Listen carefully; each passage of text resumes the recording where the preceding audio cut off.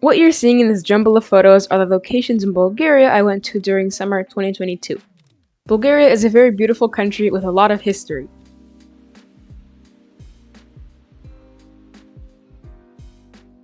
Today, there are many historical locations and museums that can be visited in Bulgaria. These places show the houses, tools, kitchenware, and clothes that the early Balkans had. Such places can give a glimpse of what it was like to live hundreds of years ago. In one of the museums, I was fascinated about the Kuker costumes, which are huge figures covered in animal fur and had striking masks, horns, and belts. Of the many cultures and traditions in Bulgaria, I was surprised to find out that I've never before heard of the Kuker tradition. And I've not really thought much about Kukers after that, except for the weeks following Halloween.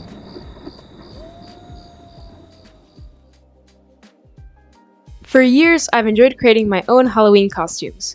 This year, I wanted to dress up as a Kuker, but since you can't easily find it in stores, I will have to make my own. But first, what even is a Kuker? Kukeri are a centuries-old tradition where people dress up in Kuker costumes and dance in the villages of Bulgaria to scare away evil spirits and grant health, harvest, and happiness every year. The loud noises and scary figures ward away the evil of winter and welcome the coming of summer. Being a Kuker requires the passion that comes from the heart, and costumes can be created or passed down from generation to generation for the ritual. The costumes are all different, depending on region and the creator. Layers of usually goat or sheep fur are worn with huge cowbells, horns, and scary masks that can be animalistic or abstract. The Kuker rituals support hundreds of Bulgarians all dressed up from head to toe in crazy adornments, all dancing for a main cause. Although not as cool as seeing a full-blown Kuker in real life, I bought myself a Kuker keychain when I was in Bulgaria. The keychain inspired me to create a costume with a similar big red nose and eyes, so I started sketching some drawings of what I would want the costume to look like.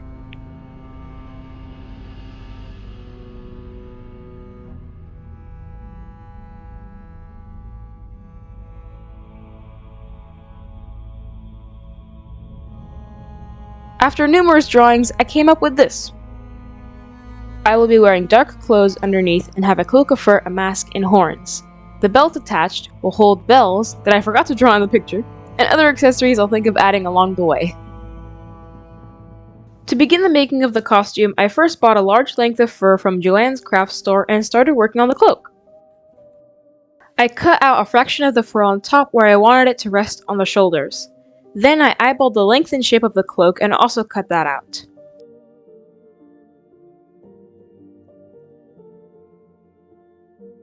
To soften the look, the sharp corners on top were also cut out. As I was working, the fuzzy hair was flying everywhere, but a comb and some patience allowed me to get clean cuts.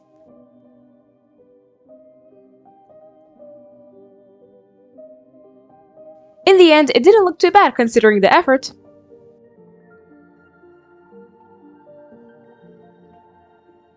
I also wanted to wear a lighter, softer fur underneath this layer to make a double-coated look. So this is what I had in mind.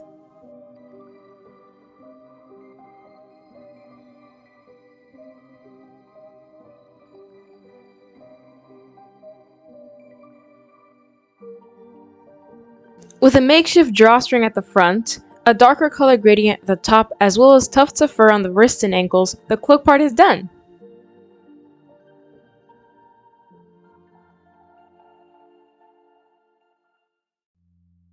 Time to make the mask. I will need a strong base to support the eyes and nose, which I plan to make out of paper mache. I cut out and shaped a piece of aluminum foil to roughly match my face shape for optimal comfortability. This will be what the paper mache will adhere to. In my attempt to be resourceful, I sourced paper from an old science workbook from the 8th grade, but it really doesn't matter what type of paper you use for paper mache.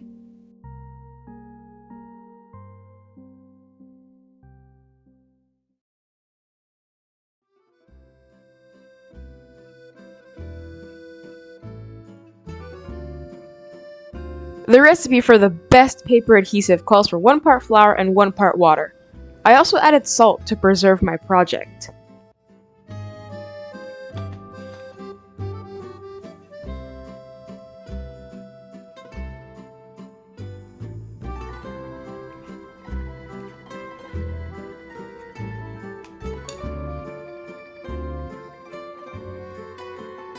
Now I globbed on enough dough and paper to cover up the entire foil surface of the mask.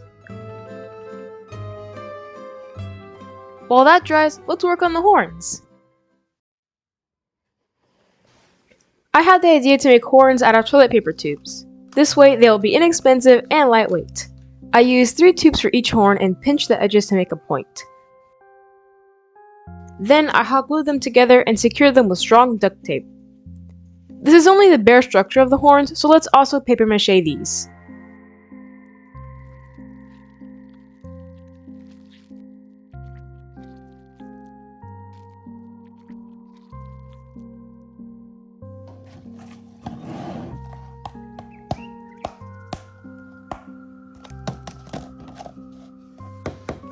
Now that the paper mache on the mask and horns is dried, it's time to work on the eyes and nose. But first, let's peel back that tinfoil and trim the excess.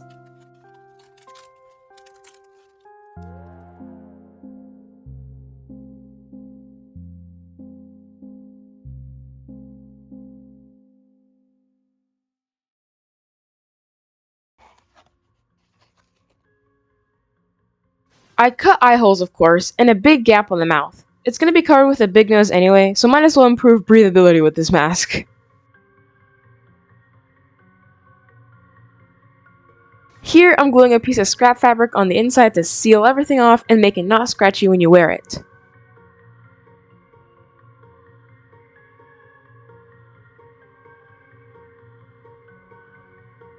Alright, let's finally make the scary features of this mask, the striking elements to the costume, the eyes and the nose. For this, I busted out the air dry clay. A little bit of kneading was required to make the clay softer and easier to work with.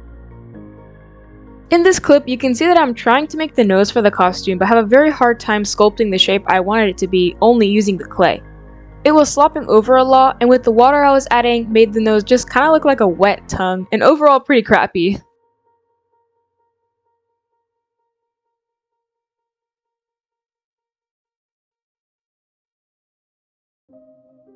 So I tried out a different attempt. This time I would make a foil base for the nose, cover it in a layer of paper mache, and then add on the air dry clay. It seemed to work out well, so I also used this method to make the eyes.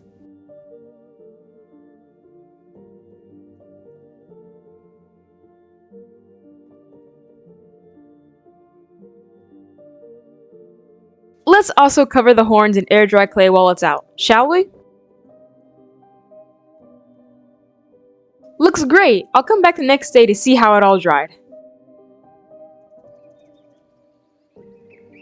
Aw, the clay's all cracked. Nothing a little hot glue can't fix!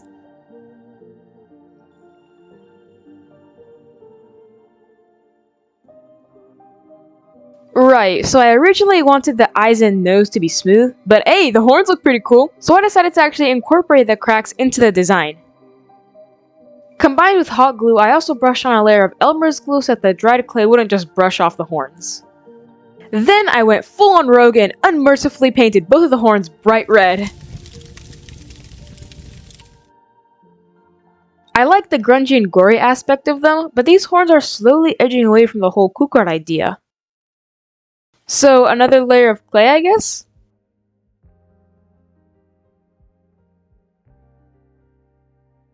Of course it will also crack, but the red showing through looks quite nice. So here's more of gluing, and I'm also painting the horns in a simple dark color so that we can apply the dry brushing technique later. Once dried, you can now take a dry brush with a lighter color than the first layer, gently run it over the horns, and watch that texture immediately pop. This is what's known as dry brushing. I really like the look, but the paint covered up the red cracks. No problem, let's use some red paint to go back and fix it. Alright, now comes the tricky part. Putting the horns on something that will hold them to the head. I cut up an old headband and also traced the horns on cardboard. Then I stacked on more cardboard and stuck 2 popsicle sticks to make a connector between the horns and the headband. Then I hot glued everything together. After I tried it on, I came up with a heartbreaking conclusion. With the layers of paper mache, glue, clay, and paint I added, the horns were becoming increasingly heavy and unbalanced. It also doesn't help the fact that they are quite distal from the head, with just a small end glued onto a weak headband. I got suspicious of this problem early on, but I kept covering it up with more and more layers without thinking about how uncomfortable it would be to wear them on my head dressed in the whole costume. So, what to do now? I was honestly feeling pretty hopeless about the project at this point. The horns weren't up to expectations, and about the eyes and nose, I forgot about them a long time ago. But here they are, all cracked and falling apart. Hopefully, I know somebody who might know what to do. I talked to my friend about it and got the idea from her to use baked clay instead of air dry clay. You see, this friend of mine runs an Etsy shop which sells handmade jewelry made out of baked clay, so I decided to take advice from the experienced and bought myself some of this stuff. Now, we just have to do the same steps over again to make the eyes and nose, but instead using baked clay instead of air dry clay. First, make 2 foil donuts and a foil nose. With the foil nose, I poked in armature wire, which will be useful for attaching them to the mask later on. Second, cover them with clay. This time also, I put more care into creating ridges and crevices in the eyes that fit the mask better. Third, bake till solid. Fourth, sand them down to get that smooth texture.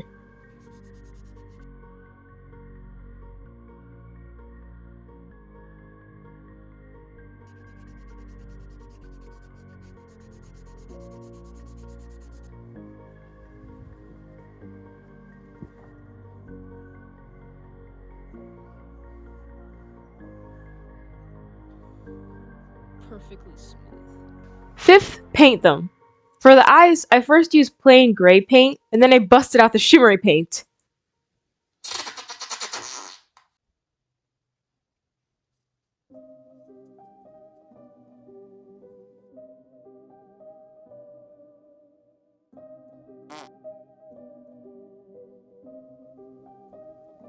Isn't it so rewarding to see the concept art get made into an actual object?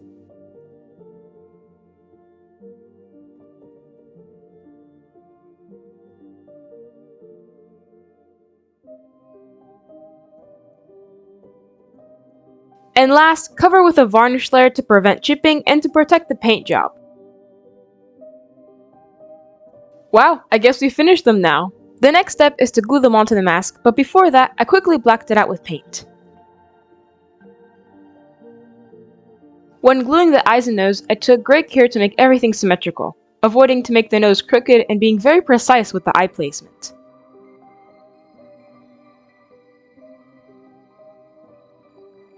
After that, I cut out 3 pieces of fur and glued them to the empty black parts of the mask.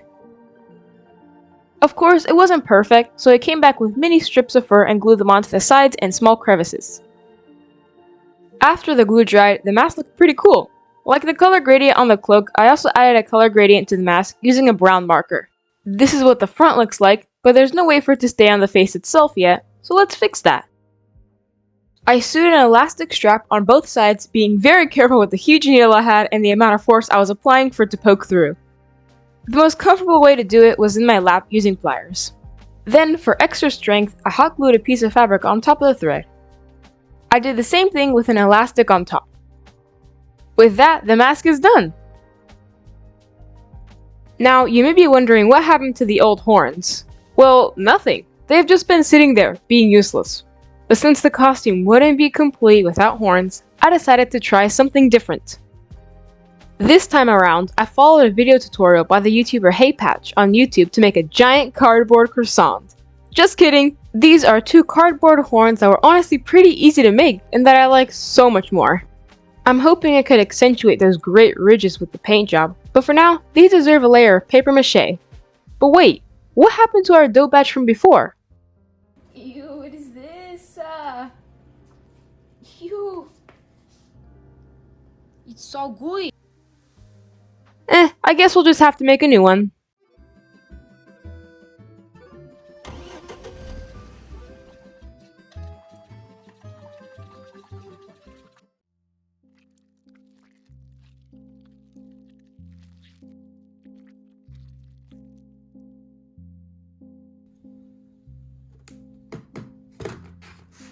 Just like before, I put on a dark layer of paint first so that I can use the dry brushing technique afterwards. And just like I predicted, that second layer made the ridges look so crisp. I also brushed on just a tiny bit of black paint in between the cracks, which really gives it some depth. Then, just like the eyes and nose, I polished it, using matte varnish this time. Now, how do I want the horns to be placed? Out of 3 options, I chose option 1. To glue them onto the headband, which is actually the same headband I tried to use for the first horns, it would be easiest to glue them if it was held in place by a mannequin head or something like that. But since I don't have one, I had to improvise. Just another layer of paper mache at the points, more painting and more varnish led to this. I'm really happy about how they turned out, and they're very lightweight compared to the first version horns. This costume has come a long way. Are we really done with it? Nope, I forgot the bells! I am not going to leave out the bells on the costume like I did in the drawing, so I bought myself 3 of the biggest cowbells I could find and just hung them on the belt. I also made last-minute accessories and jewelry I could wear too. Now welcome, the Halloween Kuker!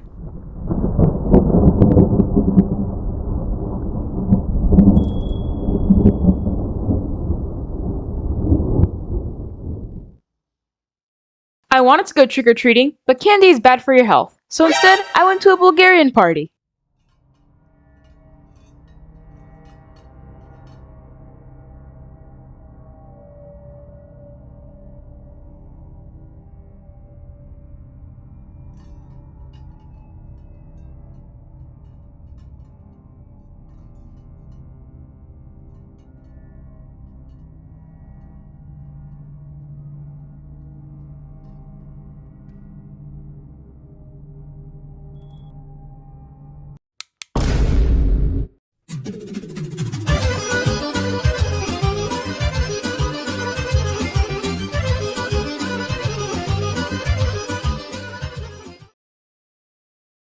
I had a lot of fun researching about kukers, making this costume, and documenting it all in this video. If you made it this far, I want to thank you all for watching. I also want to express my gratitude for all the actual kukers there are in the world. Thank you for keeping the tradition alive and bringing joy and inspiration to this life.